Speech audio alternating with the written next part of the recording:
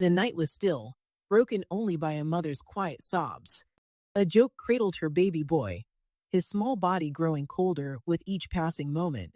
The full moon cast a silver light through the window of their mud brick home, illuminating the strange mark on the child's tiny hand. A crescent moon that had glowed with an otherworldly light just moments before her son took his final breath. Outside, the village of Isolo slept peacefully, unaware of the tragedy unfolding within the humble dwelling. Abiodun, a joke's husband, stood in the doorway, his tall frame casting a long shadow across the packed earth floor. He watched his wife rock back and forth with their dead child, unable to find words to ease her pain. This was not the first time they had lived through this nightmare. The gods had been cruel to them. For 10 long years, they had prayed for a child. 10 years of whispers from Abiodun's family, who blamed a joke for their emptiness. 10 years of hope turning to despair with each passing moon. When they finally conceived, it seemed the gods had answered their prayers. But now, as with their first son, death had come on the night of the full moon, announced by the strange glow of that cursed birthmark. In the corner of the room, shadows seemed to move of their own accord. If anyone had been watching closely, they might have noticed a figure slipping away from the small window. Arike, their neighbor, her face twisted with a mixture of satisfaction and lingering bitterness. But no one saw her. No one knew that behind her gentle smiles and friendly greetings lay a heart darkened by jealousy and a desire for revenge. Ajoke's tears fell onto her baby's face, glistening in the moonlight. "Why?" she whispered, her voice raw with grief. "Why must I lose another?" She touched the birthmark on his hand, now faded to a pale silver crescent. The mark that had sealed his fate, just as it had his brother's. Abiodun moved to his wife's side, placing a strong hand on her shoulder. He felt her trembling beneath his touch. In all their years together, through all the struggles and pain, he had never seen her so broken. The whispers would start again tomorrow. The rumors, the accusations, the pitying looks. But tonight, in the privacy of their grief, they held each other and their lost child, unaware that the true source of their misery lived just steps away. The moon continued its journey across the sky, indifferent to the pain below. In the distance, a crowed, announcing the approaching dawn. Another day would begin in the kingdom of Isolo, but for Ajoke and Abiodun, time stood still in that moment of loss. They didn't know that their story was far from over, or that the truth behind their suffering would soon come to light in ways they could never imagine. Unknown to them, their tragedy was not the work of cruel gods or bad fortune, but of human hatred festering in the heart of someone they trusted. The real story was only beginning, and with it would come revelations that would shake their small village to its core. 10 years earlier, hope still lived in Ajoke's heart.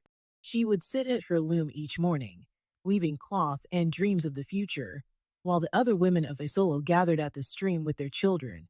Their laughter and the squeals of their little ones drifted up to her home like a bitter wind, reminding her of what she lacked. "Your time will come," Abiodun would tell her, his gentle hands massaging her shoulders after another month of disappointment. But his family was not so kind. His sisters would visit with their own children, their eyes sharp with judgment as they watched Ajoke prepare meals or tend to the household. Perhaps his eldest sister would say, loud enough for Ajoke to hear, "It is time to consider another wife." The words would hang in the air like poison, but Abiodun would only pull Ajoke closer, his loyalty as steady as the ancient baobab tree that stood at the village center. In those days, Arike would often visit, bringing herbs she claimed would help Ajoke conceive.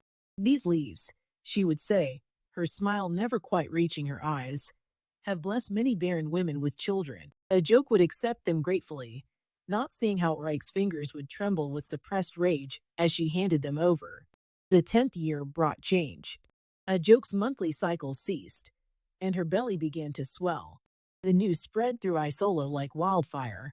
Women who had previously avoided her now stopped by with advice and congratulations. Abiodun's family, even his sharp-tongued sisters, began to treat her with newfound respect. But as Ajoke's time drew near, strange dreams plagued her sleep. She would wake in the night, certain she had heard someone chanting outside their window. The moon seemed to follow her movements, its light casting unusual shadows that made her shiver despite the warm air. The labor began on a market day. Pain seized Ajoke's body with such force that she collapsed beside her cooking fire. Abiodun found her there, curled into herself, the morning meal forgotten beside her. The village midwife came quickly, her weathered face growing more concerned with each passing hour. "Something is wrong," the midwife whispered to Abiodun as the sun began to set. "The baby will not turn. We need Iabo." She spoke the healer's name with reverence and fear. Iabo was known throughout the kingdom for her powerful medicines, but she was also known to see things others could not, things that lived in the shadows between this world and the next. Abiodun ran through the gathering darkness to Iabo's compound. The old healer was already standing at her door, as if she had been expecting him.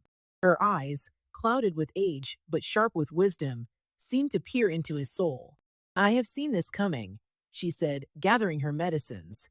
"But seeing does not always mean understanding." She spoke these words softly, more to herself than to Abiodun, but they would echo in his memory in the dark days to come. In the birthing room, Ajoke's strength was fading. The midwife had done all she knew to do, but still the baby remained trapped. As Iabo entered, the very air seemed to change. She took one look at Ajoke and began to chant, her hands moving in ancient patterns above the laboring woman's belly. Unknown to them all, Arike watched from the shadows outside, her fingers working unseen knots into a length of black cord. Her whispered curses mingled with Iabo's healing chants, two kinds of magic wrestling in the night air. The moon rose full and bright, casting its light through the window just as Ajoke's final push brought her son into the world. The baby's first cry split the night like a knife, strong and clear. But when Iabo placed him in his mother's arms, her face was troubled. There, on the child's left hand, was a mark she had seen before, in visions that had woken her in the dark of night. A perfect crescent moon, silvery against his new skin. Iabo looked to the window, her wise eyes narrowing. For a moment, she thought she saw a figure slip away into the darkness, but when she blinked, there was only the moon, watching over them all with its cold, unblinking eye. The first few days after the birth brought joy unlike anything Ajoke and Abiodun had ever known. Their son was strong and healthy, his cries powerful enough to wake the roosters in the morning. Visitors came bearing gifts, fresh yams, colorful cloth, and tiny bracelets to ward off evil spirits. Even Abiodun's sisters seemed to soften, cooing over their nephew's tiny fingers and toes. But it was those same fingers that caused Ajoke's first moment of unease. The crescent birthmark on his left hand seemed to change with the phases of the moon. When the moon was new, it was barely visible, a faint silver line on his palm. As the moon grew fuller, the mark darkened, becoming more pronounced with each passing night. "It is nothing to fear," Arike assured her, visiting one afternoon with a pot of soup. "Many children are born with marks that show they are special." Her words should have been comforting, but something in her tone made Ajoke hold her baby closer. That night, she placed protective charms above his sleeping mat, though she told no one of her fears. The full moon approached, and with it came strange occurrences. The baby, usually peaceful, began to cry at sunset. Birds would gather on the roof of their hut, their songs more like warnings than melodies. Iabo, passing by their home one evening, stopped suddenly, her aged face turning toward their window with an expression that made Ajoke's blood run cold. On the night of the full moon, Ajoke couldn't sleep. She sat beside her son's mat, watching the moonlight creep across the floor. The baby stirred, making small sounds of discomfort. When she reached to comfort him, she gasped. The birthmark was glowing, casting a silvery light that danced across her son's skin. "Abiodun," she called, her voice trembling. "Abiodun, come quickly." But before her husband could reach them, the baby's eyes flew open. They were not the dark, loving eyes she knew. They shone with the same silvery light as the mark on his hand. His tiny body went rigid, the glow from his birthmark growing brighter and brighter until Ajoke had to shield her eyes. Then, as suddenly as it began, the light vanished. In the sudden darkness, Ajoke felt her son go still in her arms. "No," she whispered, feeling for his heartbeat. "No, please, no." Her screams brought not only Abiodun, but the entire village running to their door. Outside, unseen by the gathering crowd, Arike stood in the shadows of a nearby hut. She watched as Iabo pushed through the crowd, as the old healer's attempts to revive the child failed, as a joke's wails of grief pierced the night. A small smile played at the corners of Arike's mouth, though her eyes held a hint of fear. The magic she had woven was darker and more powerful than she had expected. Inside the hut, Iabo examined the child's body, her fingers tracing the now faded birthmark.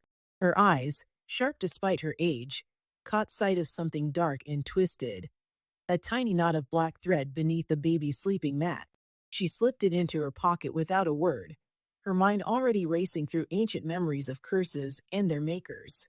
Abiodun held his wife as she rocked their lifeless child, his own tears falling silently. The moon continued its journey across the sky, indifferent to the tragedy below. In its light, the remaining protective charms above the baby's mat cast strange shadows on the walls, shadows that, if one looked closely, seemed to form the shape of a woman dancing with malicious glee. As dawn approached, Iabo finally spoke. "This was no natural death," she said quietly. Her words meant only for a joke and Abiodun. "Keep your grief close, but keep your eyes open. Sometimes the greatest dangers were the faces of friends." She glanced toward the window, where the last of the moonlight was fading, carrying with it the evidence of dark magic that had visited their home.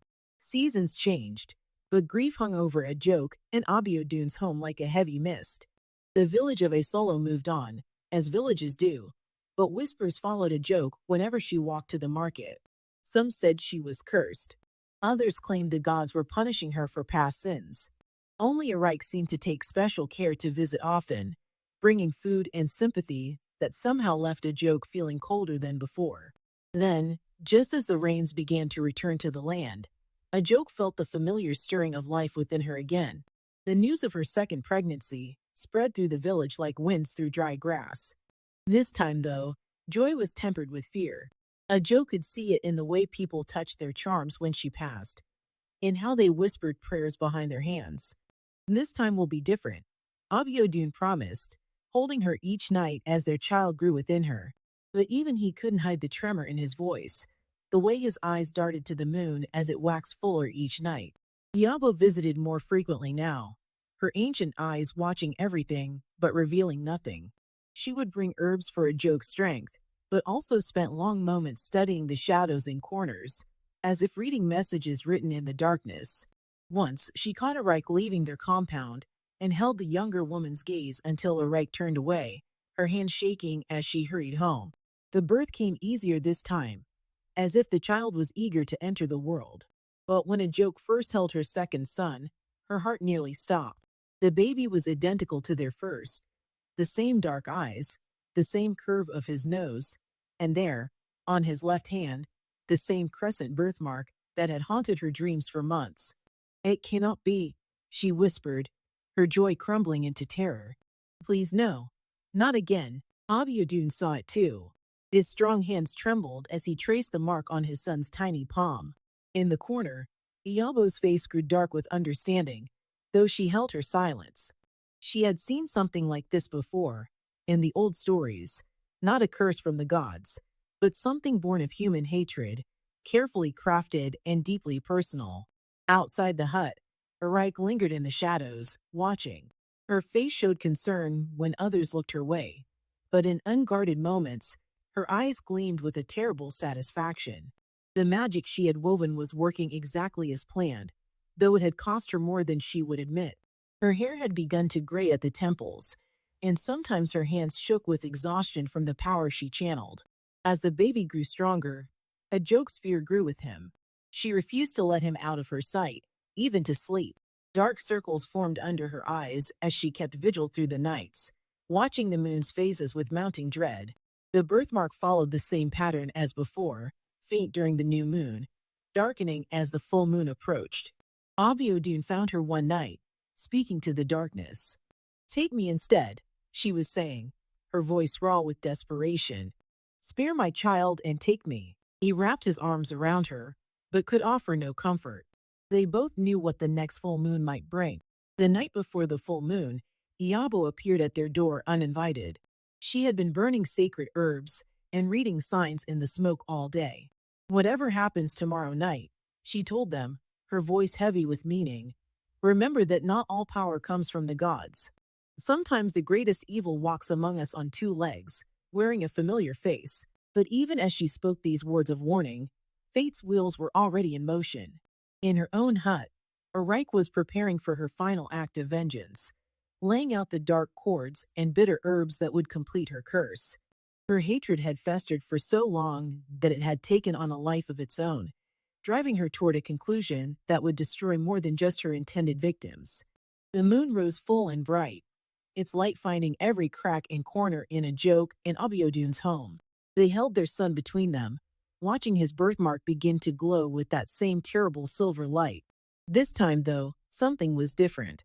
As the light grew stronger, a joke felt a presence in the room, something ancient and aware, drawn by Reich's dark magic, but not fully under her control. After losing their second son to the same mysterious fate, something broke inside a joke. She stopped eating, stopped sleeping, her eyes fixed on the moon as if it held all the answers to her suffering. One morning, Abiodun woke to find her gone, their bed cold beside him. His heart seized with terror as he searched their empty home. The village erupted into chaos as news of a joke's disappearance spread. Women abandoned their morning chores to join the search, calling her name through the forests and fields.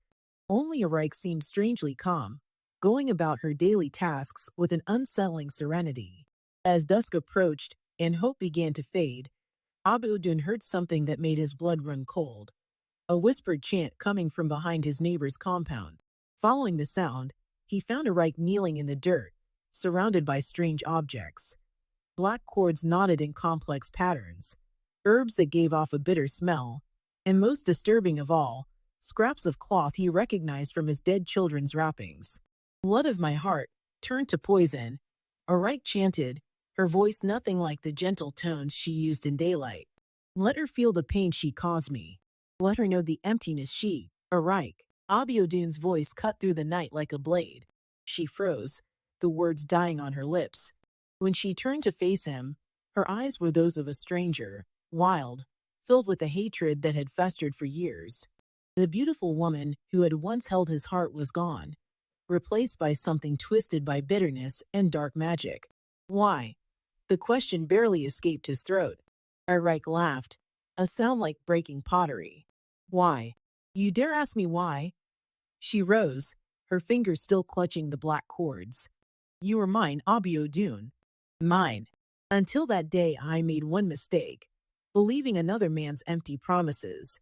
When I came back to you, ready to admit my error, you had already chosen her. The truth spilled out like poison from a wound. How she had watched their happiness from afar, her jealousy growing with each passing year. How she had sought out the darkest magic, paying with pieces of her own soul to learn the curses that would destroy their joy. The birthmark, the moonlight, the deaths of their sons. All were pieces of her elaborate revenge. But a joke. Abiodun's voice shook. Where is she? A cruel smile twisted Arike's features. In my storage hut, wrapped in cursed cords. By morning, she'll be. Her words were cut short by a presence behind them. Iabo stood there, her aged frame radiating power that made the air crackle. In one hand, she held the knotted cords found beneath the first baby's mat, in the other, a handful of protective charms that glowed with their own light. Foolish child. Iabo's voice carried the weight of ages. Did you think such dark magic would go unnoticed? That the price would only be paid by others? As if summoned by Iabo's words, the consequences of Arike's actions manifested. The dark power she had wielded turned back upon her like a snake striking its master. Her eyes grew wild, her words becoming nonsense as madness claimed her mind. She began to dance, spinning in circles, confessing her crimes to the night air. Abiodun ran to Arike's storage hut, breaking down the door. There lay a joke, bound but alive, though her strength was nearly gone. As he carried her home, Arike's mad laughter echoed through the village, a sound that would haunt the nights for years to come. Iabo followed them home, her wise hands already preparing the herbs that would cleanse their home of lingering darkness. The curse is broken, she told them, turned back upon its maker. The healing will take time, for all of you. In the distance, Arik danced in the moonlight. Her once beautiful face contorted as she shouted her guilt to anyone who would listen. The villagers gathered, watching in horror as the truth of her deeds came to light. The neighbor they had trusted, the friend who had brought food and comfort, had been the architect of such profound suffering. The moon hung full and bright above them all, but its light no longer carried the weight of dread it once had. The power of Arik's curse was broken, shattered by the exposure of her guilt and the backfiring of her own dark magic. Yet the scars of her revenge would remain, a reminder that sometimes the deepest wounds come from those we once held dear. The village of Isolo would never be quite the same after Arik's madness revealed the truth. Her betrayal had shaken the community's trust, leaving wounds that would take time to heal. But as the seasons turned, new life began to flourish in unexpected ways. Igbo worked tirelessly to cleanse Ajoke and Abiodun's home of the dark magic that had plagued it. She burned sacred herbs in every corner, hung protective charms that gleamed with honest power, and taught Ajoke ancient prayers to ward off evil. More importantly, she helped the couple understand that their sons' deaths were never their fault, a truth that slowly began to heal their hearts. Arik wanted the village edges now, her beautiful face weathered by madness, her dark powers turned to dust. Children would run away when they saw her coming, but some of the older villagers would leave food at the edge of her new dwelling, a small hut far from the center of town. They understood that her tragedy was born of love twisted by pride and jealousy into something monstrous. One morning, as the Harmattan winds began to blow, Ajoke felt a familiar stirring in her belly. Fear gripped her at first, memories of past tragedies threatening to overwhelm her. But Iabo had been expecting this moment. The curse is broken, the old healer assured her, placing gnarled hands on Ajoke's stomach. These children, yes, there are two. They carry no mark of darkness. They are blessed by light. Abiodun wept when he heard the news, but this time with joy. The entire village rallied around them during the pregnancy. Women took turns staying with Ajoke, sharing stories and laughter that slowly erased the memory of lonely days. Even Abiodun's sisters, humbled by the truth of their past cruelty, became protective and loving. The twins were born on a night when the moon was perfectly halved, neither full nor new, but balanced between the two. A boy and a girl, both strong and healthy, their skin unmarked by any sign of curse or blessing. Their cries rang out like music across the village, and for the first time in years, Ajoke laughed without restraint. As the twins grew, they brought new life to the village. Their games and laughter drew other children to Ajoke and Abiodun's compound, slowly transforming it from a place of tragedy to one of joy. The painful memories remained, but they no longer held power over the present. One evening, years later, Ajoke sat watching her children play in the courtyard. The girl had her father's gentle strength, while the boy possessed her own quiet wisdom. Neither child feared the full moon. To them, it was simply a light in the sky, beautiful and ordinary. Iabo, now bent with age but still sharp of mind, often visited to watch the twins play. To see how the gods bring balance, she would say, her wise eyes twinkling. For every darkness, there is light. For every loss, there is gain. The secret is to keep your heart open to love, even after pain. Abiodun had expanded their compound to accommodate their growing family. Where once silence had reigned, now the air was filled with the sounds of life, children's laughter, cooking fires crackling, and the gentle murmur of evening prayers. He would often catch Ajoke's eye across the courtyard, both of them sharing a look of quiet gratitude for their hard-won happiness. The story of the cursed babies and their jealous neighbor became a tale told throughout the kingdom, a warning about the dangers of letting bitterness poison one's heart. But in Ajoke and Abiodun's home, it was rarely mentioned. They had learned that the best revenge against darkness was to live fully in the light. And so, in the kingdom of Isolo, where once tragedy had seemed to rule, joy finally found its permanent home. The twins grew strong and happy, untouched by the shadows that had threatened their family. Their presence was living proof that love, when pure and patient, could overcome even the darkest of curses. As for Arik, they say she found a kind of peace in her madness, often seen talking to the moon about chances lost and lessons learned. Her story served as a reminder that the price of hatred is always too high, while the rewards of forgiveness, though hard won, are beyond measure. Years passed in the kingdom of Isolo, and the story of a joke in Abiodun became part of the village's collective wisdom. On quiet evenings, elders would gather children around the communal fire and share the tale, not just as a story of curses and magic, but as a mirror reflecting the deepest truths of human nature. They spoke of how Eric's tale began not with hatred, but with pride, a simple choice to chase what glittered rather than what was true. Her rejection of Abiodun's honest love for the empty promises of a wealthy suitor had planted the first seed of bitterness in her heart. When she returned to find him happy with another, that seed grew into a poisonous tree, its roots reaching deep into the darkness of revenge. The elders would point to the moon, now a benign presence in the village sky, and remind the young ones how power gained through darkness eventually turns back upon itself. Reich's curse had succeeded in causing pain, but the price she paid was her own soul, her own sanity.